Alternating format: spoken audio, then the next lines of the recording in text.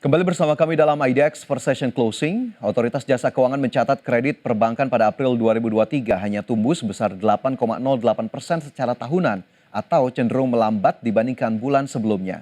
Di saat yang sama, OJK memastikan risiko kredit masih terjaga dengan rasio NPL net sebesar 0,78%.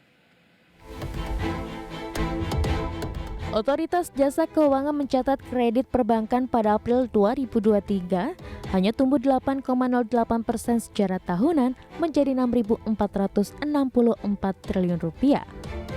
Kepala Eksekutif Pengawas Perbankan OJK Dian Ediana Rey mengatakan, penyaluran kredit perbankan didorong oleh pertumbuhan kredit modal kerja yang termoderasi menjadi 6,55% year on year.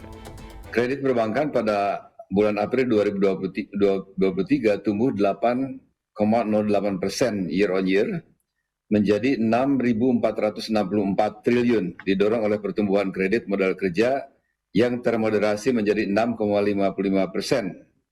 Secara month to month, kredit modal kerja dan konsumsi tumbuh masing-masing sebesar 0,55% dan 0,32%. Dengan kredit investasi terkonstruksi sebesar 0,16%.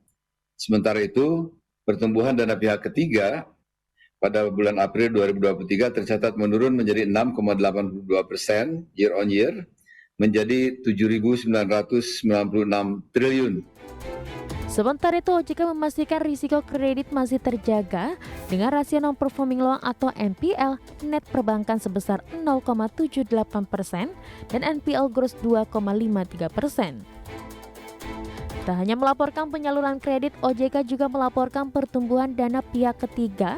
Pada April 2023 tercatat menurun menjadi hanya 6,82% year on year atau sebesar Rp7.996 triliun. Dari Jakarta, Tim Liputan IDX Channel.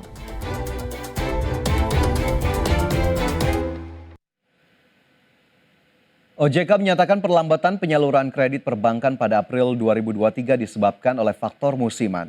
OJK menyebut umumnya penyaluran kredit memang melandai di awal tahun. Selain faktor musiman, OJK menjelaskan bahwa perlambatan kredit juga dipengaruhi oleh permintaan kredit dan pertumbuhannya yang terbatas. Di sisi lain, pencabutan stimulus COVID-19 juga disebut menjadi salah satu faktor yang membuat adanya ketidakpastian terhadap risiko kredit. Namun demikian, OJK mengaku tetap optimistis pertumbuhan penyaluran kredit di tahun ini akan sesuai proyeksi, yakni sebesar 10%. Keyakinan tersebut didorong oleh program pemulihan ekonomi usai pandemi, di mana pertumbuhan kredit perbankan akan turut diiringi oleh kualitas aset yang terkendali. Sementara itu, penyaluran kredit ke segmen komersial masih memiliki potensi untuk tumbuh di tahun ini, walaupun perbankan disebut masih selektif dalam menyalurkan kredit komersial karena dampak terusan dari pandemi COVID-19. Selama pandemi, kredit yang bertujuan untuk membiayai kegiatan usaha perorangan atau badan usaha mengalami penurunan tajam.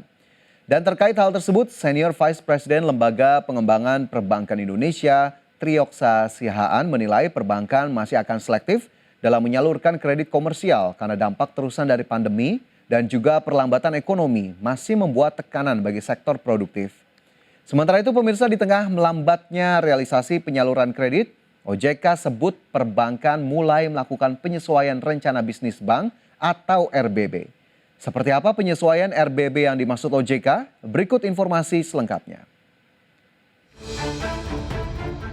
Otoritas Jasa Keuangan terus mendorong perbankan untuk gencar menyalurkan kredit hilirisasi pada tahun ini. Hal ini agar sejalan dengan upaya pemerintah yang tengah menggencarkan program hilirisasi. Adapun data OJK menunjukkan penyaluran kredit pertambangan termasuk proyek hilirisasi pada kuartal 1 2023 meningkat 43,41% secara year on year mencapai Rp237 triliun. Depan tentu saja OJK berharap dukungan perbankan terhadap sektor pertambangan khususnya yang terkait dengan hilirisasi dapat terus ditingkatkan ya, dengan tetap tentu saja menjaga prinsip kehati-hatian. Nah, sejalan dengan hal tersebut, penyaluran kredit secara umum pada sektor pertambangan pada Maret 2023 tercatat sebesar Rp237 triliun atau mengalami pertumbuhan sebesar 43,41%, jadi sangat signifikan. Menurut OJK, kredit hilirisasi memang menjadi target yang terus didorong dalam meningkatkan nilai tambah perekonomian. OJK mengklaim telah memberikan berbagai relaksasi kepada perbankan agar mendorong pembiayaan hilirisasi, di mana relaksasi diberikan tidak hanya untuk pengembangan di hulu, namun juga di hilir. Dari Jakarta, Tim Liputan IDX Channel.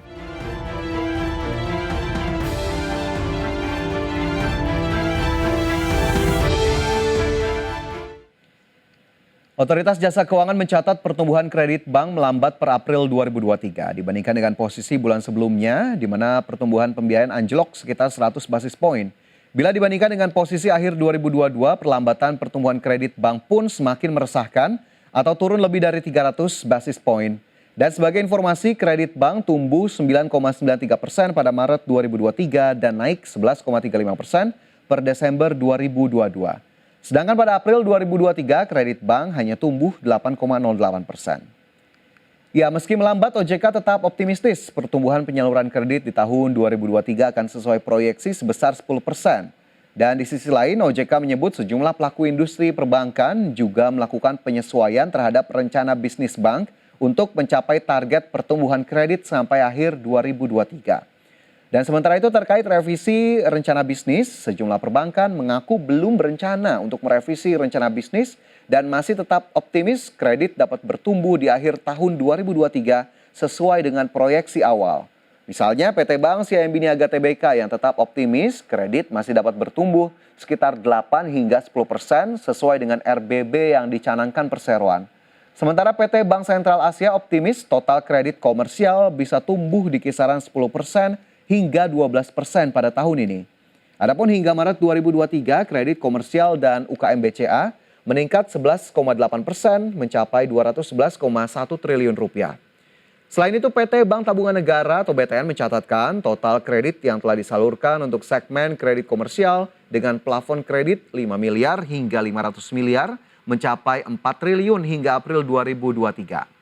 Dan lebih lanjut, OJK menyatakan bahwa persiapan pemilu 2024 ini ternyata diyakini turut mendorong optimisme pelaku industri. Lantaran pemilu biasanya mampu mendorong pertumbuhan konsumsi masyarakat dan permintaan kredit. Ya, selain melakukan berbagai upaya untuk mengakselerasi penyaluran kredit, OJK juga mendorong perbankan agar gencar menyalurkan pembiayaan ke sektor-sektor hilirisasi komoditas. Dan informasinya telah kami rangkum dalam tayangan berikut ini. Otoritas Jasa Keuangan mengungkapkan sampai dengan akhir Maret 2023, sudah terdapat bank yang melakukan penyesuaian terhadap rencana bisnis bank. Hal ini terjadi seiring dengan adanya tren perlambatan pertumbuhan kredit. Berdasarkan data OJK pada April lalu, kredit perbankan tumbuh sebesar 8,08% secara tahunan. Pertumbuhan itu lebih rendah dari Maret 2023 sebesar 9,93%. Sampai dengan saat ini memang kita ya OJK itu sudah menerima beberapa bank yang sudah melakukan penyesuaian proyeksi pertumbuhan kredit yang sudah disampaikan kepada kita.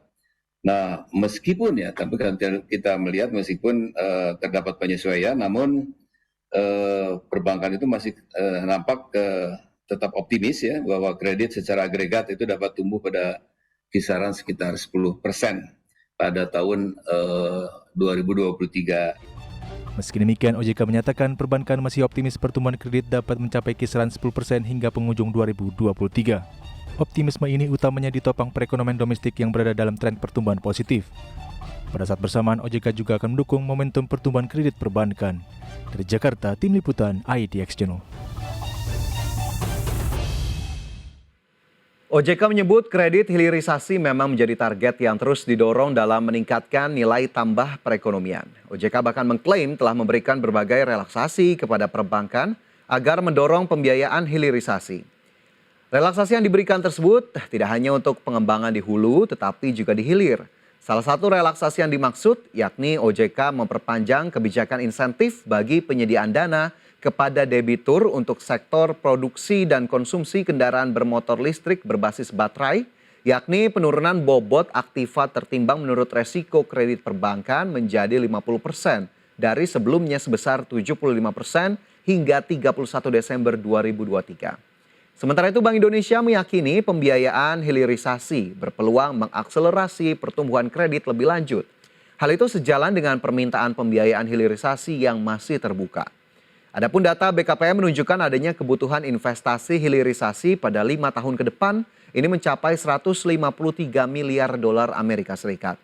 Kebutuhan itu terdiri dari 108 miliar dolar di sektor energi, 10 miliar dolar Amerika di sektor batu bara, 19 miliar dolar Amerika di sektor minyak dan gas, 13 miliar dolar di sektor pertanian dan perkebunan, serta 3 miliar dolar Amerika di sektor perikanan.